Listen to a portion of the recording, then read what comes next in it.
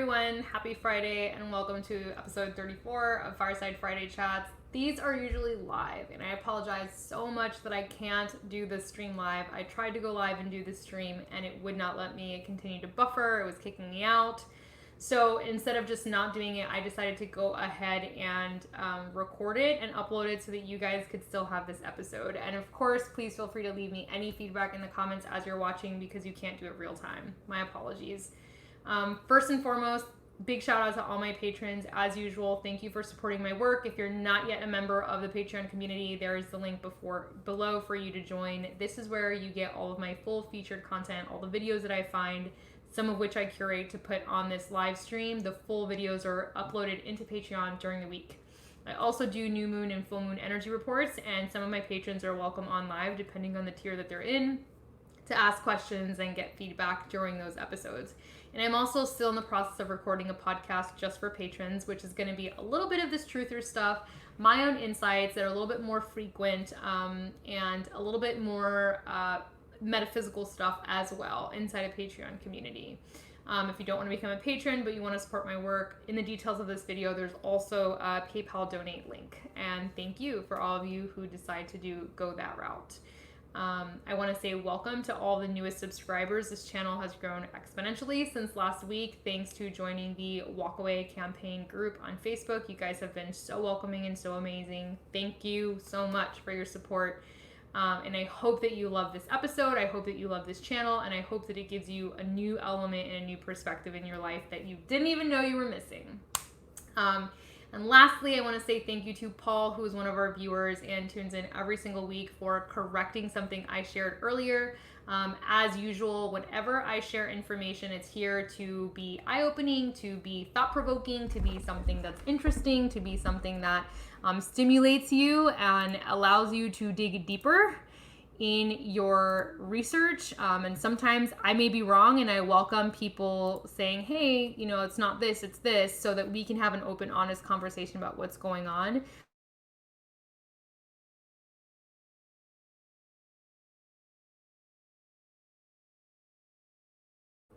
Sometimes it's just not that. So the president that did pass away was president of Burundi. He was 55 and he died of a heart attack. Not the president who tested the goat and the pawpaw fruit. That was the president of Tanzania. So just wanted to make that distinction. I've talked about 3 different world leaders in here, of Ghana, of Tanzania, and of Burundi. So I wanted to clarify who was who. So thank you, Paul. All right, just going to jump right in to these slides. This is a lot less fun with an audience live, by the way. Way less fun. So I'm going to continue to call this the plandemic because I'm convinced that it was planned. It's not random, and it definitely had an agenda.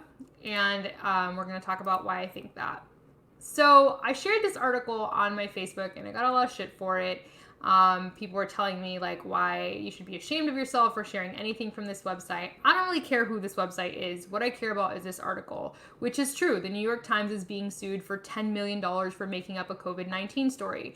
It's not the first time they've made up COVID-19 stories, but finally someone's holding the media accountable, and I appreciate that. The New York Times decided to publish an article saying that this Christian university did not close down when it was supposed to, and so they had an outbreak of COVID positive students on campus, and that was not true.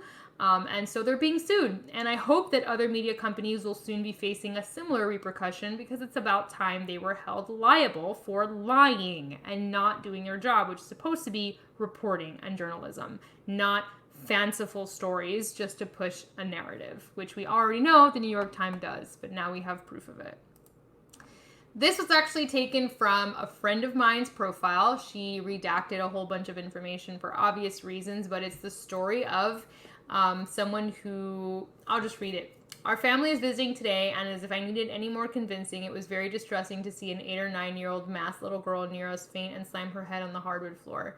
Of course, the risk of a head injury is much greater to a child than the almost 0% fatality rate of COVID. Now, why am I sharing this? I'm sharing this because while everybody's being gaslit over using a mask and for the greater good of all people, nobody really gives a fuck about the population of the people who can't wear them without suffering some sort of repercussion. It's almost as if those people don't matter, or they're disposable, or the fact that they have concerns are completely invalid because pandemic. So this just goes to show, the hypocrisy of most people not really caring about the fact that there are true concerns when it comes to masking people who are perfectly healthy otherwise, for the so-called greater good. When, by the way, there's still no research proving that masks actually work. Not Dr. Birx nor Dr. Fauci have presented any credible research to prove to us that wearing a mask does actually do anything for this virus.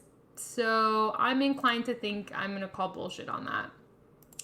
However, for anybody who can't wear a mask, I found this really awesome alternative. It's from a company called Shields of Glory. I actually ordered one myself because we're going to go stay at a resort. And so this is a very discreet.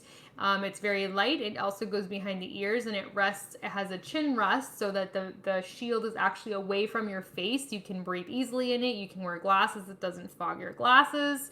And so I thought that was a very cool option because it's see-through. People can read your lips. So if they're hard of hearing and they can't communicate with you, this is a phenomenal option. A friend of mine introduced me to it. She wore it through the airport, no problem. So this is a great solution for getting over this bullshit climate of you have to wear something over your face. This seems like a way better solution than a cloth mask that prevents nothing. Okay, so I want to talk about this case right here. Most of you guys have probably seen the couple that were under house arrest for testing positive for COVID-19 because the mom in this picture, she did not agree with the verbiage on the paperwork saying that she had to report to the health department if she was going to leave her house. She didn't agree to that, and because she didn't sign off to that, they blatantly said that she refused to quarantine herself, which is not what happened. And they put ankle monitors on them as if they were criminals. So I'm just going to play this clip real quick for everyone to listen to.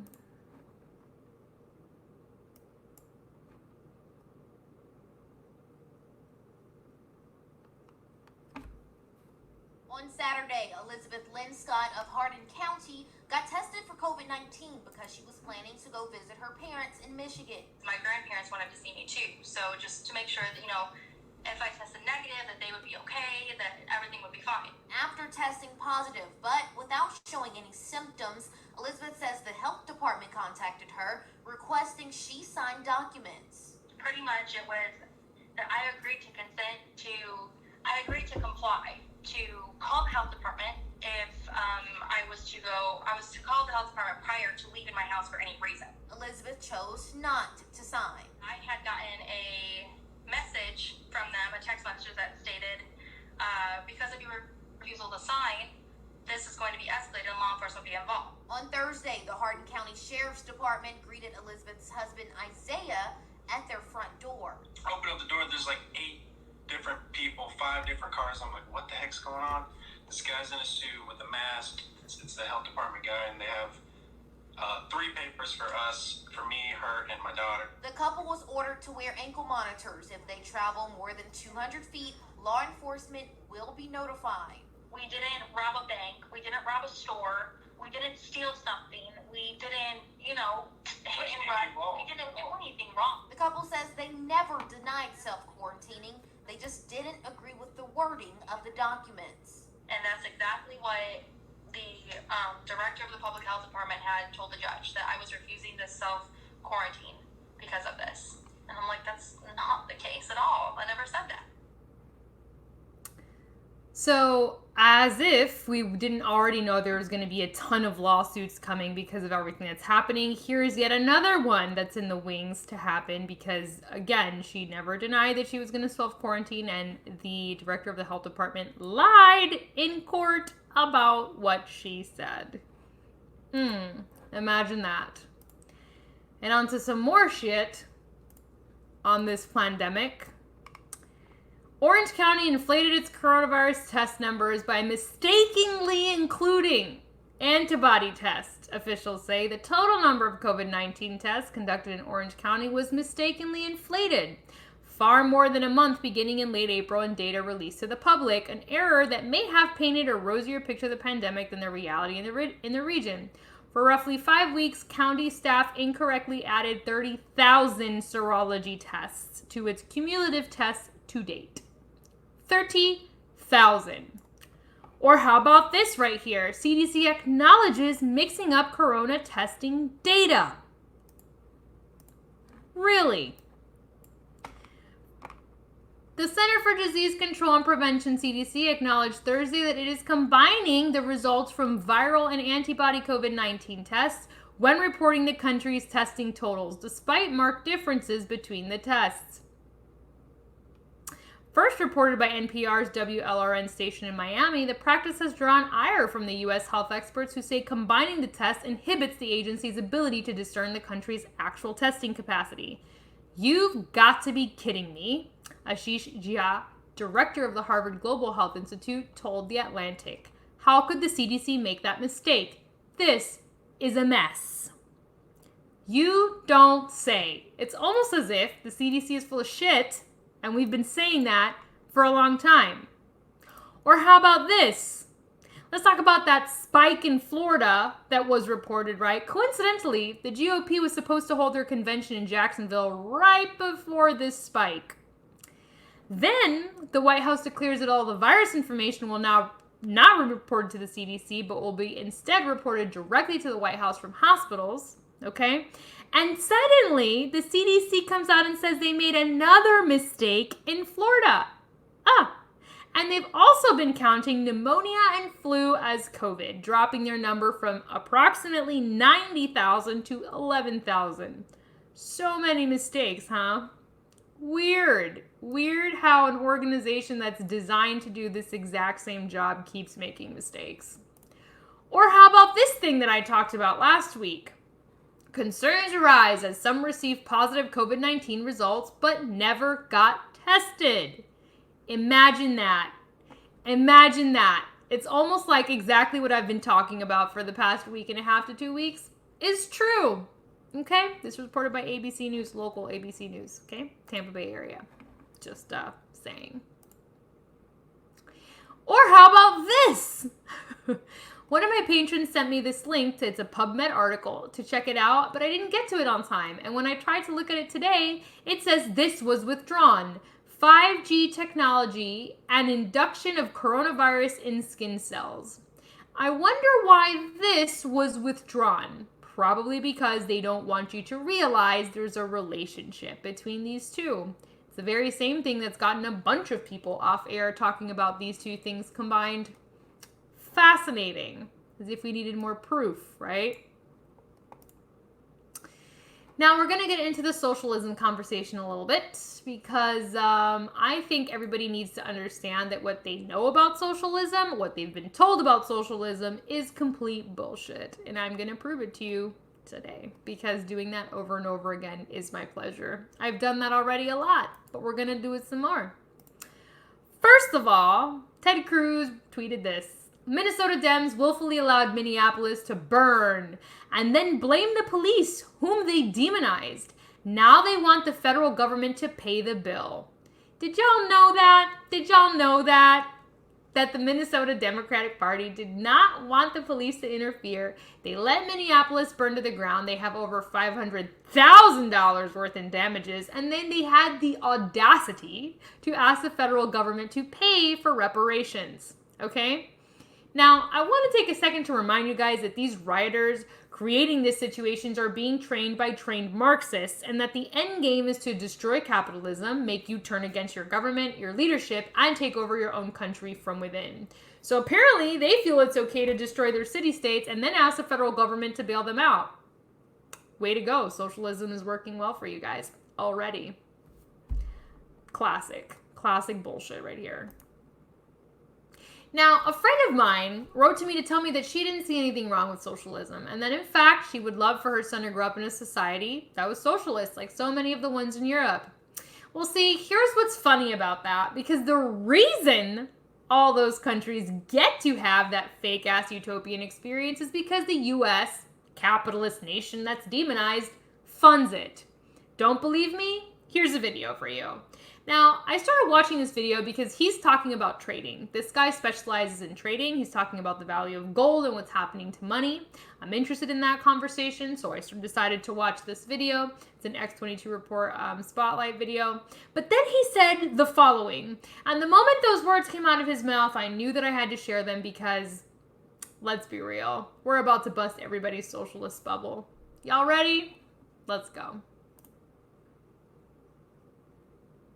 Socialistic agenda, you know, because they make Europe look out to be a socialist utopia because, number one, the United States pays for their defense. Number two, we subsidize their health care. And number three, we subsidize their debt, you know, through the euro dollar and some of these other, you know, low-cost loans we give them. So, yeah, I think Trump's wanted this a long time. I think he broke their back. I think Judy Shelton getting Okay, so their healthcare, their defense, and their debt, we take care of. No wonder they're living the dream, right? Off the backbone of a capitalist country. Let's get it right. Let's get it right. Okay? Get it right. Now, this dude right here, who I just cannot even... The mayor among those tear gassed after Portland rioters set fires near U.S. courthouse. So this guy gets tear gassed, and he has the audacity to say that there was nothing happening that deserved this kind of a reaction. Yet, there are people literally trying to burn down a courthouse and federal buildings, but you don't see anything wrong with that. Okay, let's watch the mayor of Portland do the exact same thing that they're doing in Minneapolis and then want the president and the federal government to fix all the damage in the city. That's probably what's going to come next, right? Just blame everything on the president. He's so good at, look at how original he is blaming all of this on the president. So original. And then here's my favorite part about this article right here. This is flat out urban warfare, and it's being wrought on the people of this country by the President of the United States. He added later. One photograph showed Wheeler standing next to fencing with a fire raging near the courthouse in the background, because that's not a problem at all. Wheeler later removed his mask to talk to a demonstrator who was speaking inches from his face, in violation of Governor Kate Brown's mask restrictions. Oh, the hypocrisy. The hypocrisy just is so obvious. God.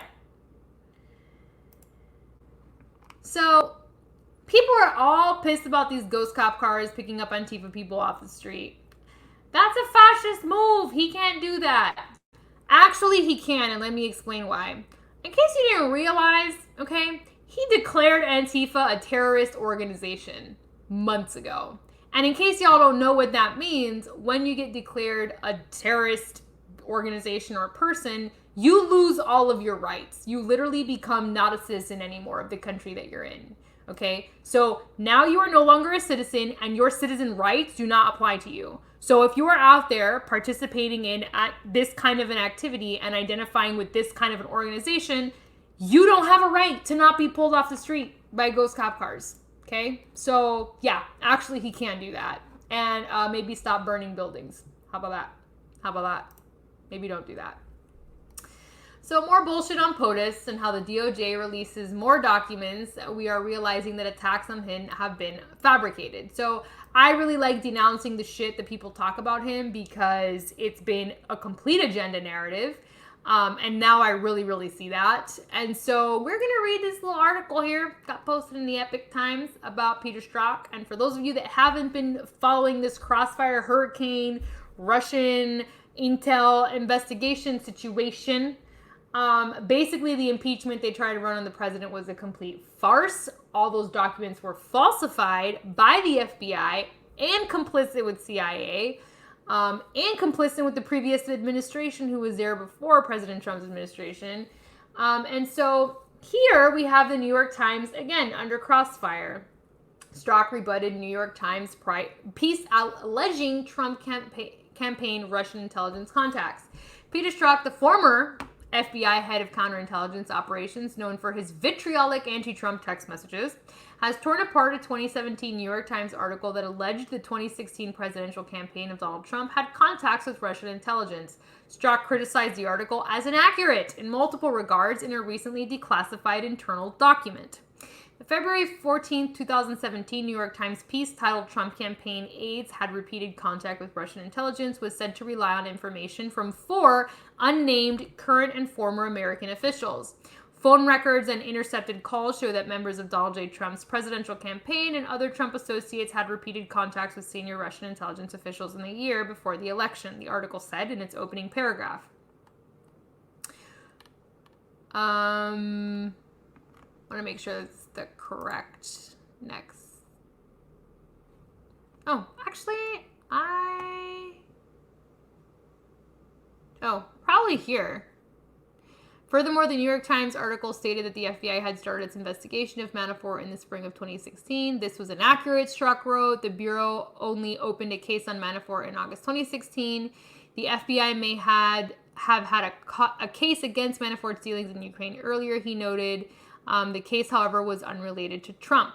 Okay, the article also claimed that the FBI closely examined Roger Stone, a political strategist who was kicked out of the Trump campaign in 2015 but remained in contact with it. Strzok denied that Stone was under investigation at that time. The article also claimed that the FBI had obtained banking records as part of the probe. Strzok pushed back. We do not yet have detailed banking records, he wrote, though acknowledging that the Bureau issued national security letters to obtain credit reports. I think then it goes back up here. Maybe not. I can't believe I put these out of order, guys. Sorry. I totally thought they were in order. I'm just going to read them because it actually doesn't matter if it's in order or not. Strzok noted that Flynn had contact with Kislyak, but that Flynn's job, as he was the point of person for setting the ground for the new administration with foreign governments during the transition. The New York Times article also claimed that during the Intelligence Committee's surveillance involving the Trump campaign, one of the advisors picked up on the intercepted call with Paul Manafort, but Strzok denied this. We are unaware of any calls with any Russian government officials in which Manafort was a party. He noted at least one of Manafort's associates had contact with Russian intelligence, but it's not clear whether this contact had anything to do with Manafort, Strzok said. Okay, so again, not true, not true, not true, not true, not true. The New York Times comes out with all this information that is actually not true, okay? That Trump, in fact, there's been nothing proven that he had any relationship to Russian intel or that it was involved in his campaign or that he was ever connected to any of this, okay? The dossier that was used to run the impeachment was falsified information. Here's more on that. So basically, this article came out in the Epoch Times basically saying that in a recent declassified document, Strzok went out after the New York Times saying that they completely wrote a false piece. And well, they're all going down anyways. But another case of the New York Times misreporting. So for all you who are reading the New York Times thinking that it's word and gospel, I just want you to understand that it is not. And they are in fact misreporting. And New York Times is not the only one. Washington Post is another dumpster fire. Most of them, in fact, are dumpster fire media outlets. So maybe read different news outlets. And since I love dispelling all the propaganda that we've been sold about this guy, here's another one. So, you know, the whole him mocking disabled people was a huge piece and the social justice warriors ran with it and they didn't even like listen to the entire thing or actually figure out what that was about. Or if those mannerisms even had anything to do with the person he was talking about. But I found this video, which interestingly enough did not show up in any mainstream media. But I wanted to share it with you guys because I thought it was such an interesting video given all of these criticisms of him.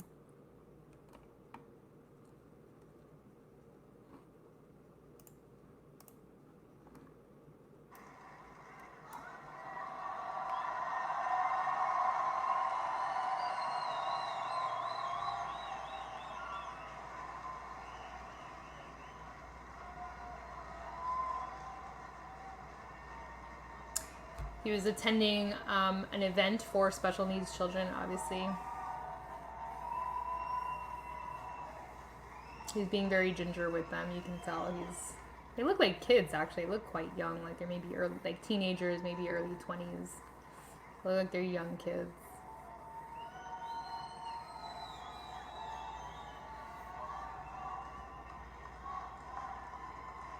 They're so sweet. They're so excited to be there. I loved watching this video.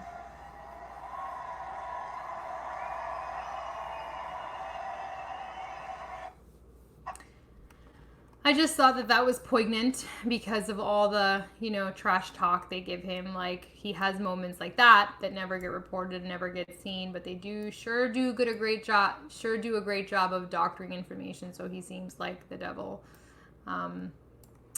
Just don't buy it anymore. I really don't buy it anymore.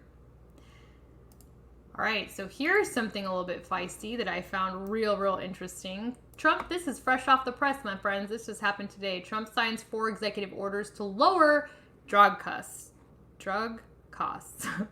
President Donald Trump on Friday signed an executive order to lower drug prices such as insulin for diabetic patients while allowing the importation of medication from Canada. We pay 80% more than the other nations, Trump said at a televised signing ceremony. This means that Americans are funding the enormous cost of drug research and development, he added. We are paying to reduce drug prices in a socialist country.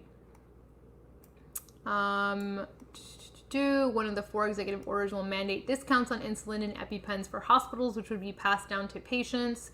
These providers should not be receiving discounts for themselves while charging their poorest patients massive full prices. Under this order, the price of insulin for affected patients will come down to just pennies a day, from numbers that you weren't even able to think about. It's a massive cost savings. So I wanted to share this because now he's getting real close to the pharma. Big Pharma, he's touching. He's getting in there. He's messing with the prices. He's giving them a deadline to change prices. And I'm starting to feel like he's encroaching on Big Pharma slowly but surely. So I was like, okay, watch out, Pharma, because he's coming for you too.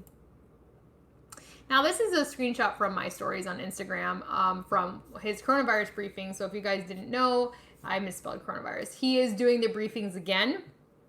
You can watch them televised live, and on his last one, he talked about funding for schools, opening schools, and getting money to schools, public, private, and charter. But he also said something very interesting. He said if schools do not reopen, the funding should go to the parents. And furthermore, he said that if parents choose not to send their kids to school because of what's happening, they should still have access to those funds, that the money should follow the students. And this is huge because homeschool parents have for a long time said that, you know, they don't get the benefits of schools. Schools get money for supplies. Schools get money for activities. Homeschool parents have to take all that out of pocket and pay for that for their children. So this was huge. I actually never thought I'd ever see this be said live. And I want to draw attention to 2 things that he said. The first is that months ago he talked about school choice, and he talked about children now being able to attend a school that suits them and parents being able to enroll their kids in a school that suits them. Up until now, kids were zoned by district. So if you lived somewhere, you had to go to that school. You didn't have the option of going to a school of choice. But from now on, you do. You don't have to falsify an address to attend the school, which, by the way, is criminal and you could be charged for. He just opened up all of this so that children could actually be put in the schools that were best suited for them or their parents liked the most, giving everybody an equal opportunity to get into great schools and have a great education, which I think is really important. But months and months ago, he also established right to try, which I think a lot of people completely forgot about. Right to try is really important. It's medical choice, basically. And so with right to try in place, that means that when you get diagnosed with something, you have the right to try the avenue for healing that you want. I don't know if you knew this, but up until now, for example, with your children, if they got diagnosed with something and you said, no, I don't want to go with the therapeutic that you are recommending, I want to go this other route, you actually could be held liable for that. Your kids could be taken, all kinds of crazy shit could happen to you. So with right to try, that means you get to choose how you want to be treated. Now, the reason this matters is because this sets a very important precedent for what's coming down the pipe. Everybody's real nervous because of the conversation of the vaccines, which we covered in last week's live stream, which I understand. But he keeps talking about therapeutics and vaccines, both of them with an equal emphasis. And because he set the precedent for right to try, I believe that what he's going to do is let that decision be made by the individual people. He could not just not create a vaccine. That was never going to be accepted because people were going to be like, what the hell? You're not creating a vaccination. There are people who believe that vaccines are legit, and that would have raised a lot of eyebrows. But what he's doing instead is talking about therapeutics like remdesivir and he already talked about hydroxychloroquine, to treat this and not just vaccines. So the fact that Right to Try came out months ago and he talked about it leads me to believe that that's the avenue that he's going to declare for treating with the pandemic or plandemic. All right, so now we're going to get into the juicy conspiracy shit about Epstein and Maxwell because everybody wants to know, I feel like, what's going on. All right, so here's some real world weird shit. Okay, so Judge Salas, Esther Salas, 4 days prior to this incident, gets assigned a component of Epstein's case, which has to do with his banking accounts, his foreign banking accounts. And as soon as she gets put on this case, a gunman dressed as a FedEx delivery driver shows up at her house, shoots and kills her only son, injures her husband, and misses her because she's in the basement of her house unexpectedly. And then, just like a day later, the suspect in shooting of Judge's family is found dead, apparently of self-inflicted gunshot wounds. Okay? Coincidentally enough, right? So what would be the chances exactly of her getting this case related to Epstein and then this happening to her? Like, what would you imagine the probability of that would be? Furthermore, this piece of news. Now, lots of people are coming out and saying Jeffrey Epstein's private banker, he did commit suicide before the FBI was able to question him. They're saying, well, that happened in 2019. The fuck does it matter when it happened? He killed himself before the FBI could talk to him about one of his fucking clients. He gave Jeffrey Epstein $80 million worth of money, loans, and then he refused to talk to the FBI and hung himself. I mean, if that's not a goddamn red flag, I don't know what is, okay? That's not right. That's not normal, okay? So this dude decides to kill himself. This judge almost gets murderated, and her poor son, like, I don't even want to imagine being a mother having to deal with the travesty of that, okay? This is mob. This is a mob. This is mob mentality. This is, you cannot come after the truth or we will murder you. Like, this is where we're living in the United States. That judge is now probably terrified to even get close to anything that has to do with this dude's case. Okay, and I don't freaking blame her. But this is how they prevent the truth from going public. And if you think that this shit was a random event, your head is deep in the sand and up your butt. Because there is no possible way that this is random and unrelated. No possible way, okay? Now, lots of people be talking about the fact that Jeffrey Epstein is actually not dead. And then in fact, he faked his death. And when you see these pictures, which is supposed to be a picture of him alive and a picture of him post-mortem, you can see why they think that. Because in fact, it looks like two completely different people. The nose bridge is absolutely different. This is definitely curved and hooked. This is definitely a Caucasian straight bridge. The ears are also different. They're shaped differently. This person looks significantly older than this person, and the hairline is completely different than this person, okay? There's a lot of things that don't match up. Now, I didn't dig into this myself, but I found this post from this person, and I was like, that's pretty interesting. Let's see what they have to say. And the following images had me real fucked up, because then I was like, okay, maybe that is true. So, there is a dude who looks an awful lot like Jeffrey Epstein spotted on his own island in drone footage after his death. Okay, so thank God for drones, right? Because they can see all the things. But you're about to get a zoomed in picture right here of the guy right here, and also construction that still seems to be occurring on his island. There's the guy right there.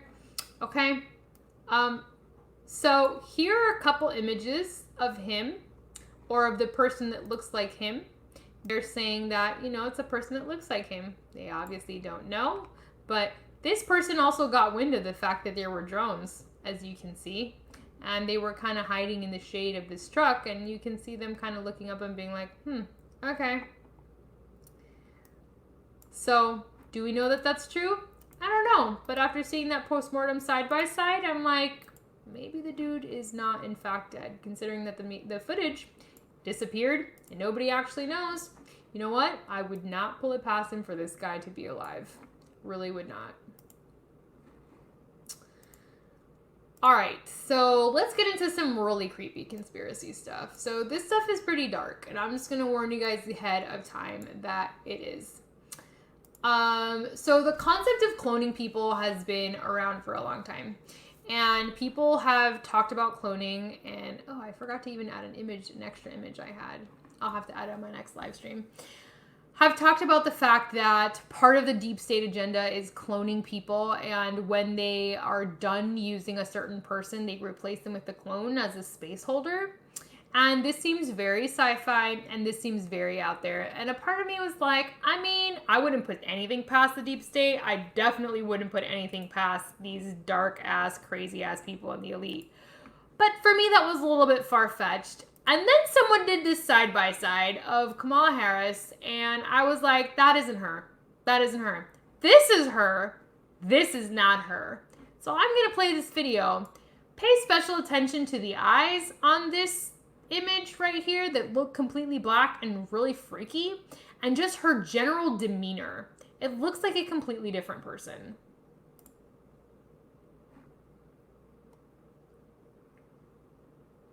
Really is about reimagining how we do public safety in America. He was a living saint, and now he will be obviously among our most honored ancestors. To achieve safety, you put more cops on the street. Instead of understanding to achieve safe and healthy communities, you put more... I would sit and talk with John, and he was look at the face just doesn't even look the same. He was always all black eyes. That her eyes look completely black. You don't see any whites. Ambition in women.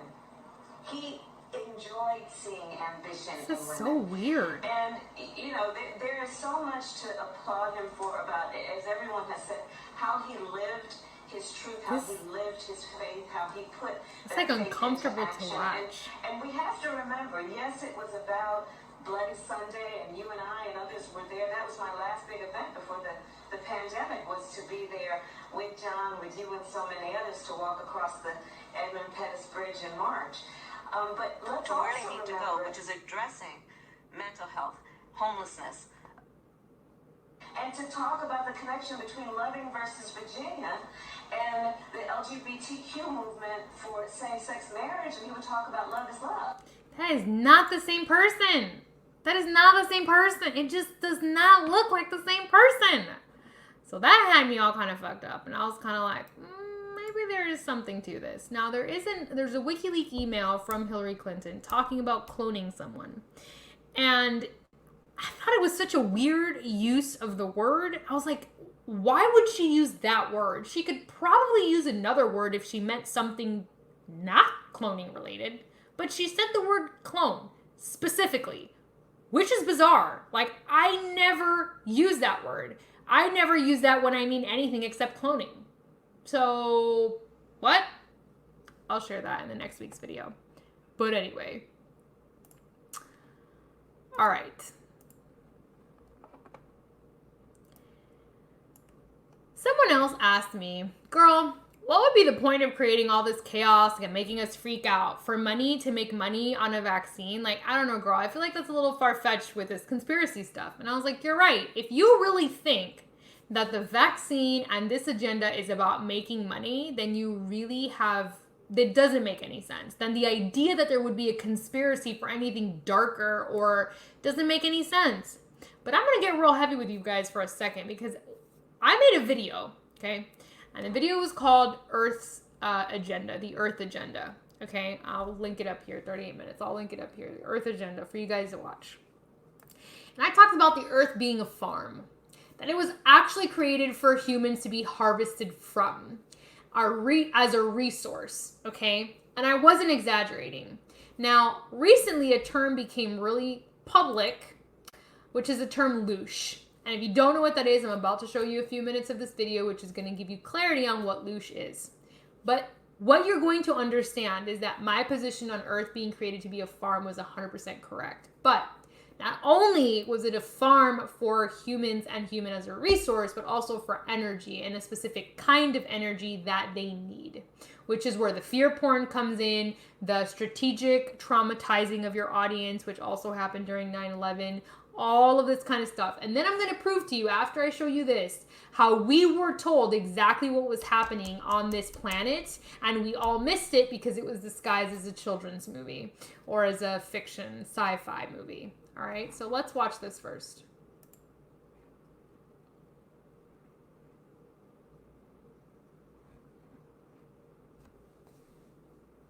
And welcome back to the channel. In this video, I am going to talk about LOOSH. Now, what is LOOSH? I'll give an interpretation of what LOOSH is in my own words and my own view on it. And yeah, let's just jump right in. LOOSH is basically negative emotional energy that we as individuals and as a collective, even animals, send out into the ether or astral plane when we're suffering or going through trauma, or just when we're basically in a mode of fear. The astral plane is a parallel plane to ours where things are much more liquid than the material world, and other laws apply there than our earthly world.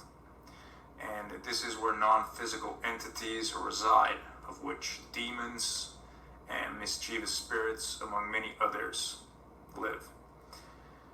I'll get into what the astral plane is more in depth in another video. These negative emotional energies are for the biggest part created by the constant fear-mongering of the mainstream media, wars, diseases, famine, you name it, and of course other personal related issues like discontent, anger, sadness, loneliness, depression, bad luck, you name it. These energies or bad vibes are then in turn consumed as food or an energy source to feast upon by the archons. The archons are evil entities. You can call them demons or reptilians or whatever you want to name them. It is said that the earth is created, or at least set up in a way, for the sole purpose by archons as a human LOOSH farm, and to keep mankind in constant fear and low vibrational frequencies. In the worst scenario, when someone is in a heavy, low vibrational state for a longer period of time, the possibility of a negative entity attaching itself to that person and siphoning the LOOSH is plausible. People that suffer with addiction, especially drugs or alcohol, are often a feast of LOOSH for these entities. Have you ever walked into a bar, or any place for that matter, and you could just feel a shift in the atmosphere in a negative way? Chances are that higher amounts of LOOSH are present, and in turn negative entities that surround the people with the negative vibrations. How much LOOSH do you think is being created on the planet now with the whole coronavirus and Black Lives Matter thing? People are divided and angry all over the world. An ideal time for them to feast on our emotional states. This is the energy that Satanists want to create as much as possible to serve their dark lords and to gain favors from them. Why do you think that these Satanists partake in child sacrifice in the first place? These people are so far gone that the entity behind the person has taken over control basically, and they want that energy. And the purest form of LOOSH is that from a child, preferably under the age of 6, which is in a very low emotional state and a maximum suffering mode upon the time of death. Because the emotional frequencies are so high during these times of intense stress, trauma, and suffering, during these bloodletting rituals, that actual portals open up from the astral plane so these demons can manifest temporarily on this plane. So, I shared this full video on my Patreon. And everything he's saying is 100% right. Now, if you know my story, you know that I came from a spiritual background. I'm a metaphysician, and I have studied, metaphysician simply means beyond the physical. I have studied the beyond the physical for a very, very long time. And that is what led me into the conspiracy world, was because I began to see and began to be told what was actually happening. So the bloodletting rituals were taught to humanity. It's not from humanity, as a form of getting life force. And by now we're all pretty familiar with the term adrenochrome and how and why they consume it. They consume adrenalized blood because it helps them stay young, because it gives them a high. And the best source of that is children. And that's what these crazy ass people do. Now, here's a movie most of us probably forgot about, called Dark Crystal. Y'all remember Dark Crystal? Jim Henson, puppet movie. All right, I'm gonna play a trailer. Netflix redid Dark Crystal.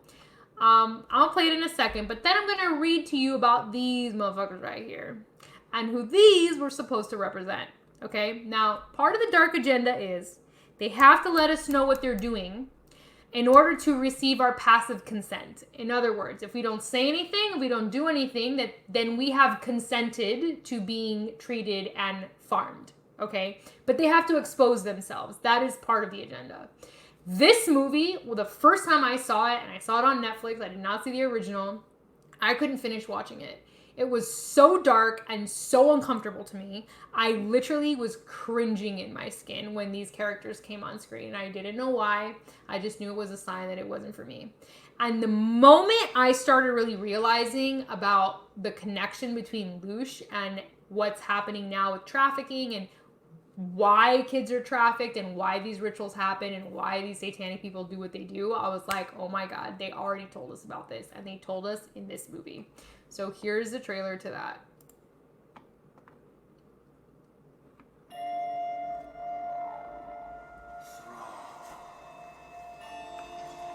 At its center, the crystal of truth, the source of all life.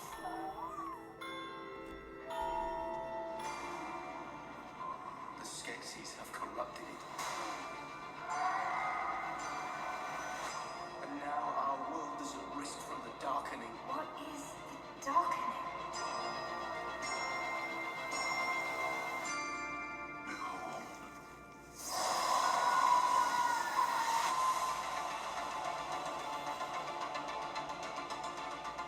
I saw something. A vision. You read too many stories. No, this was real. Everything the Skeksis ever told us was a lie. And now everything is at risk.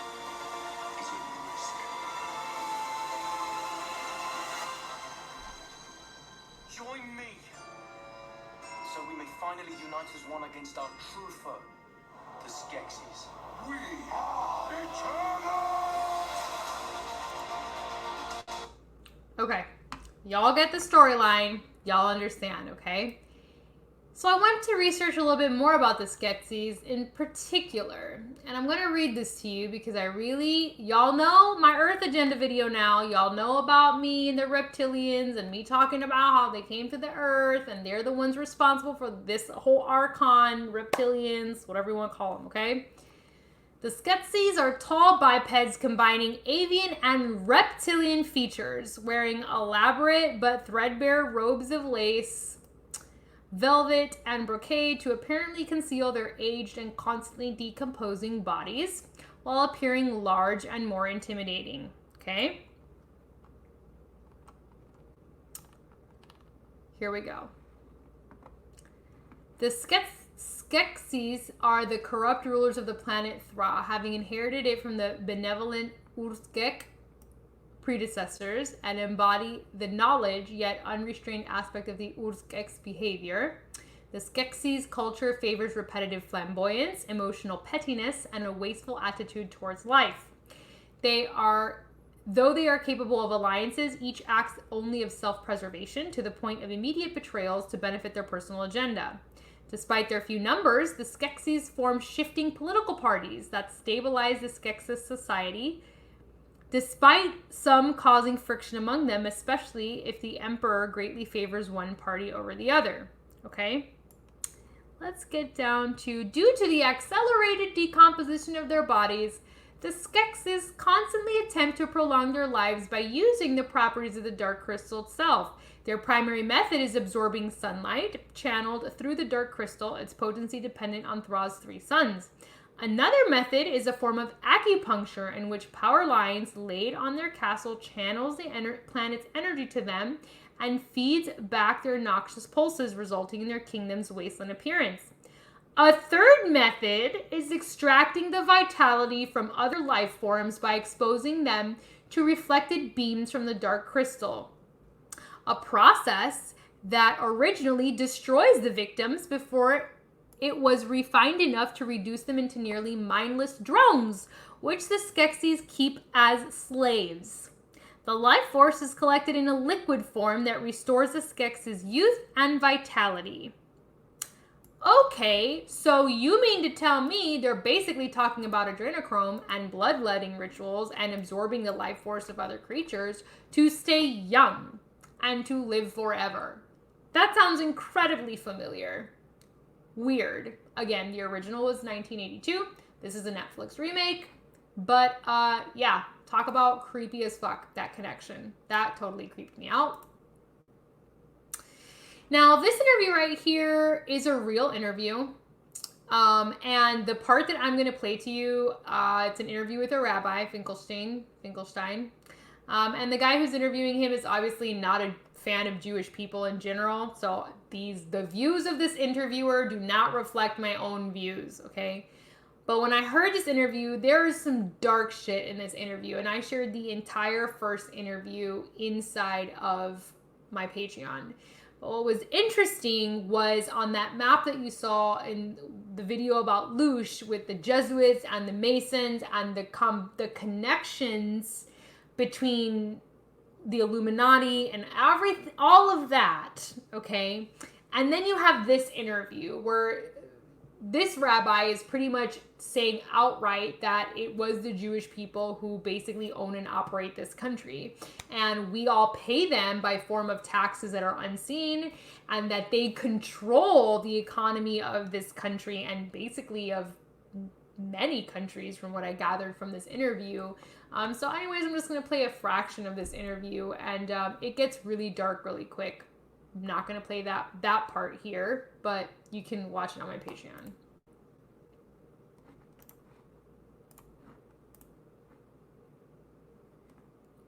Back in the early 1900s, the women's rights movement, we started off. See, when you gotta have a game and you got a bigger goal, you can't go in like a Sherman tank going through something. You gotta start a little small. And so we said, hey, how about you get equal pay for equal work? And women have the right to vote. And everybody bought into that. And we started with the women because it's hard to get the men. The women are the weaker sex, as we know from that old Adam and Eve story of yours. But at any rate, we got the women going. And now look at all the women. Most all of them around the world, especially here in America, they got short hair. They got a schwarzer for a boyfriend. They got a lesbian lover.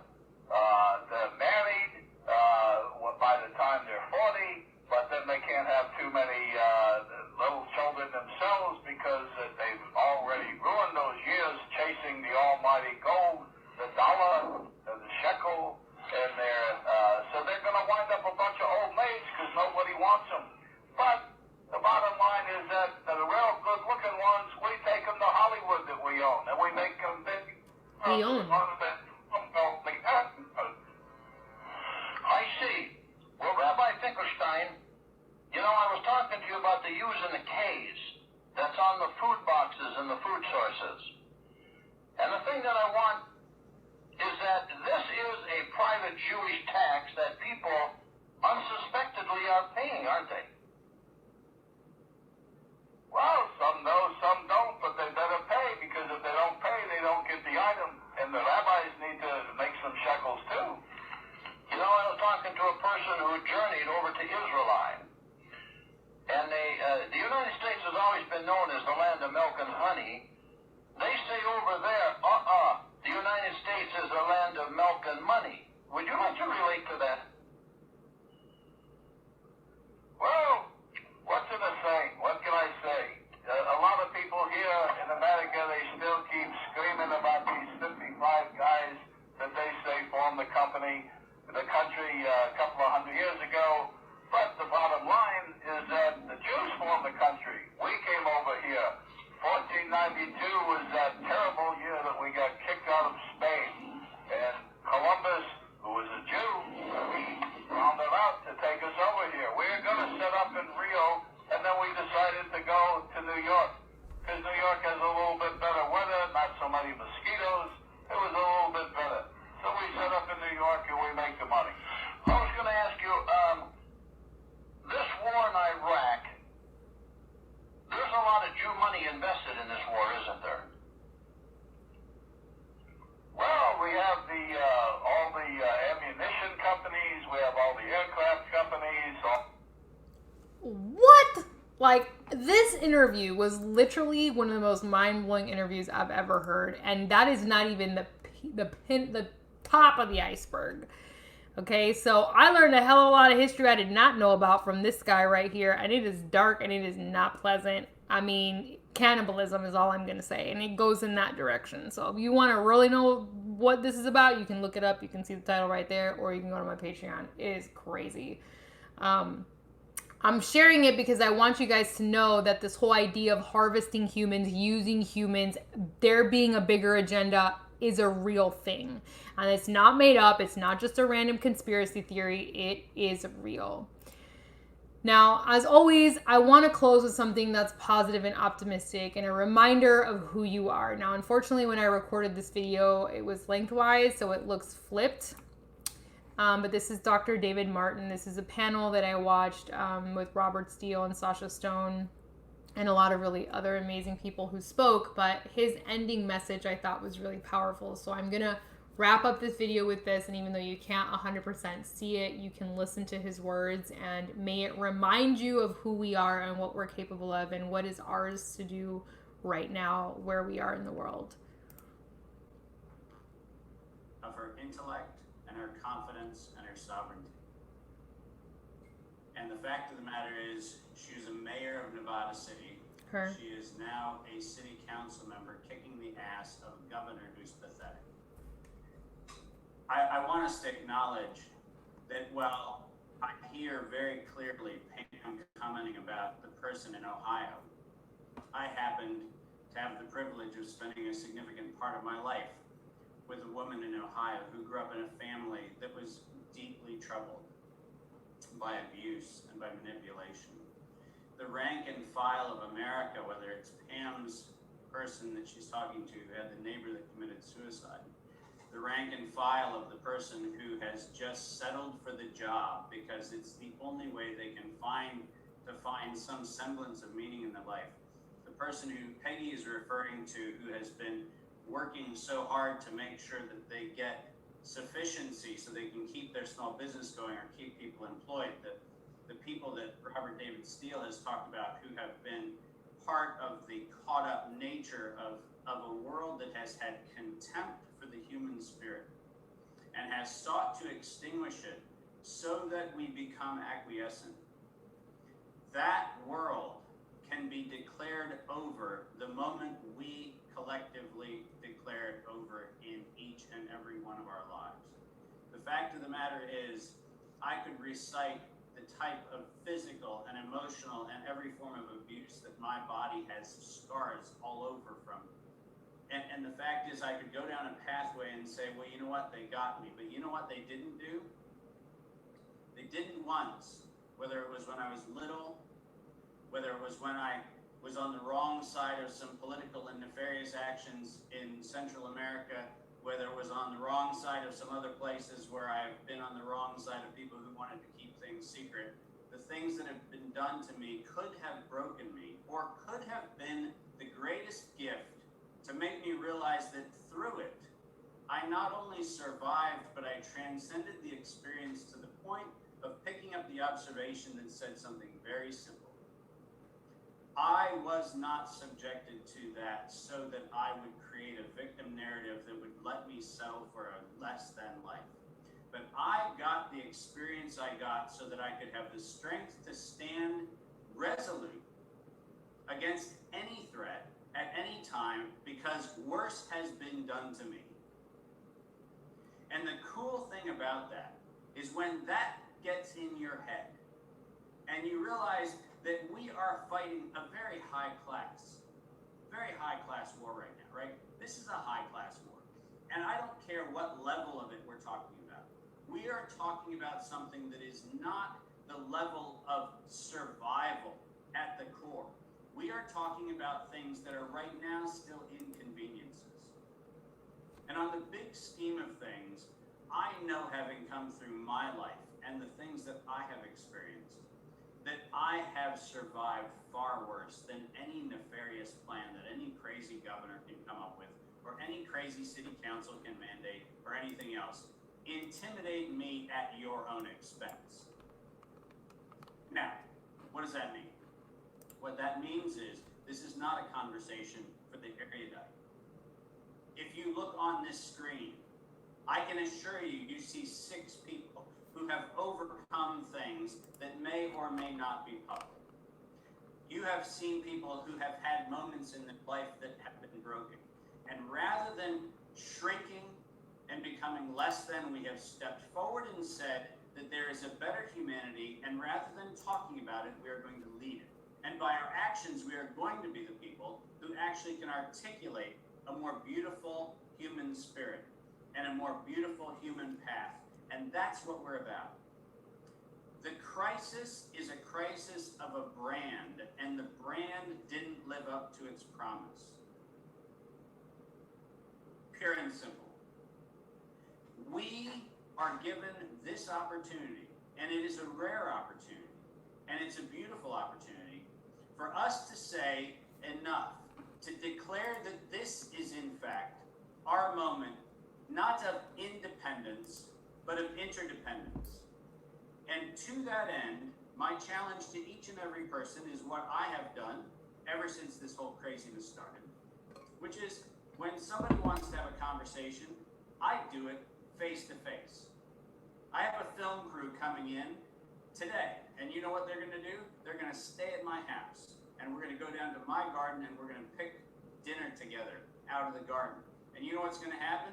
There's going to be no mask. There's going to be hugs. There's probably going to be a kiss or two. There's probably going to be things that are going to reinforce the absolute analog nature of who we are as people. And you know what won't happen? We won't have a neighbor commit suicide, because they'll look out their window and they're going to see humanity in action. Each and every one of us, if we want to be virulent in our effect, needs to be virulent in our humanity. We must set the standard whereby others can say they're not surviving, they're thriving. Yes. And if we, the people, do that, yes, we then can create yes. a far more perfect union. And let me close by the last 2 words of the 10th Amendment. The 10th Amendment, which has been used to justify every police action taken by every despot governor. Because it turns out that the 10th Amendment said the powers that have not been enumerated by the Congress shall be given to the state, are you ready for this? Or the people. We are the last bastion. We trump the state. The 10th Amendment doesn't end with police powers. It ends with people's powers. And it is high time that we actually embrace the last 2 words of the 10th Amendment, because governors have hid behind the middle of that amendment and said the state gets the powers not enumerated, but they have not read the last 2 words of the 10th Amendment. Or the people. We are the people. Very good. Thank you. We are the people. So that is what I'm going to leave you with. Remember who you are. Remember that to be virulent in your humanity, I thought that was so powerful. Let people see you thrive right now. Let people observe you be a beacon of light amongst what's happening right now. Do not succumb. That's my message. Be a beacon of light. Help other people light their own lanterns by your example. I love you guys so much.